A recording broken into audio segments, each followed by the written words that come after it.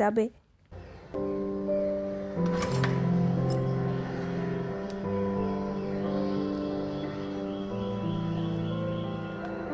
বেশ মিষ্টি ছিল, কিন্তু একটি মজার জিনিস জানেন, এখানে কিন্তু বছরের প্রত্যেকটি দিনই আপনি আম পেয়ে যাবেন। সব সময় আম পাওয়া যায়। আমাদের ওইখানে যেমন গরমকাল না হলে আমের দেখা পাওয়া যায় না, এখানে কিন্তু আপনি বছরের প্রত্যেক দিন আম পাবেন। তবে বিভিন্ন সময়ে তার টেস্ট বিভিন্ন রকমের হয়। এই গরমের টাইমের আমগুলো খেতে বেশি ভালো লাগে। তবে সব সময়ে আসলে এখানকার মানুষজন তো স্মুদি এই টাইপের খাবার অনেক বেশি খান, তাই তার সাথে আমটা বেশ ভালোভাবে যায়।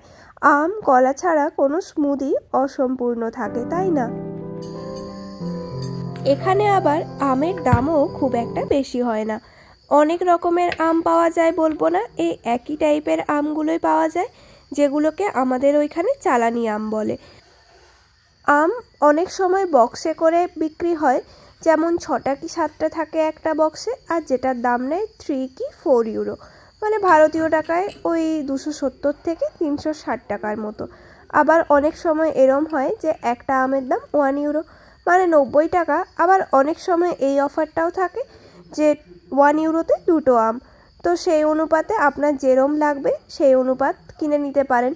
কিন্তু ওই বক্সে যে আমগুলো থাকে সেগুলো বেশিরভাগ টাইমই 6টা কি 7টা থাকলে তার মধ্যে 3টে খারাপ হবে, 3টে ভালো হবে।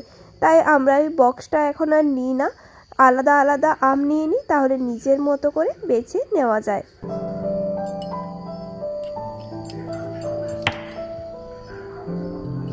আমগুলো আমি কেটে নিয়েছি সুন্দর ছোট্ট ছোট্ট পিস করে।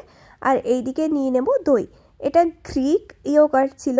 গ্রিসে যেহেতু গ্রিক ইয়োগার্ট টেস্ট করেছিলাম, যার টেস্ট খুব যে ভালো ছিল বলবো না, তবে অনেকটা এই টাইপেরই।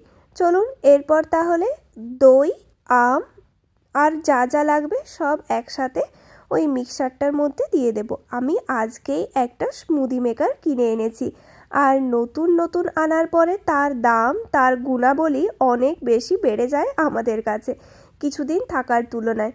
তাই আজকে এনেছি বলে আজকেই এটাকে ইউজ করতে হবে।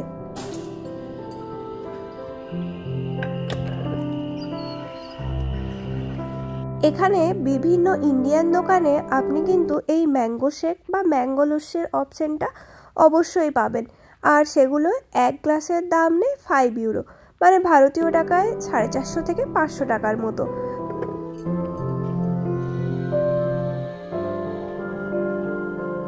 আম তো নিয়ে নিয়েছি, এরপর 2 থেকে 3 চামচ মতো দই এর মধ্যে দিয়ে দেবো। এই দইটা কিন্তু বেশ অন্যরকম খেতে, আমার তো বেশ পছন্দ হয়। মোটামুটি এই দইটাই একমাত্র দই মনে হয় যেটি আমি একটু খেতে পছন্দ করি, তাহলে দুধ দই খুব একটা বেশি ভালো লাগে না। ব্যাকগ্রাউন্ডে একটা খুব সুন্দর গল্প চলছিল, যেটা শুনতে শুনতেই আমি এটি বানাচ্ছিলাম। খানিকটা পরিমাণে চিনি দেব, আমটা বেশ মিষ্টি ছিল, তাই খুব একটা চিনি দেওয়ার প্রয়োজন নেই। ব্রাউন সুগারও দিতে পারেন, তবে আমি এটাতে ব্রাউন সুগার দিলাম না, যাতে কালারটা না চেঞ্জ হয়ে যায়। কি